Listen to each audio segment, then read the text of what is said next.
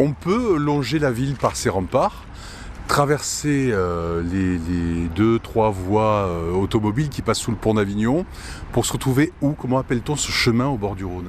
Ici, ce sont les berges du Rhône et vous avez également donc le chemin de halage qu'on peut prendre en face du camping Bagatelle. Et du chemin de halage, on a la plus belle vue d'Avignon.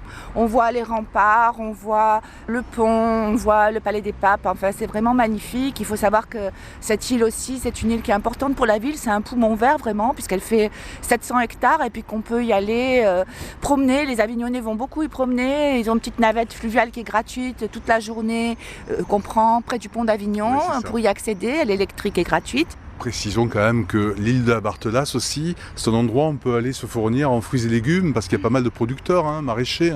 Oui, il y a beaucoup de fermes, il y a des ventes à la ferme, beaucoup de lieux de loisirs, piscines, centres équestres et surtout c'est une île où on peut faire un circuit pédestre ou à vélo d'une quinzaine de kilomètres.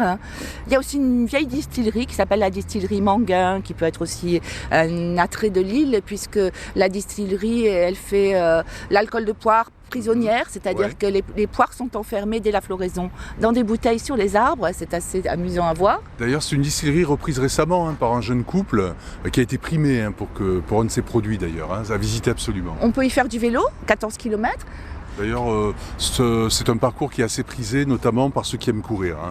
Oui, absolument. Et puis bon, il faut savoir quand même, on a la chance d'être une ville qui a encore l'intégralité de ses remparts classés. Et donc ils sont en plus dans la verdure, avec une piste piétonne et cyclable. C'est très agréable. Bon, puis on rappelle que si vous n'avez pas de vélo, vous pouvez toujours louer un vélo pop.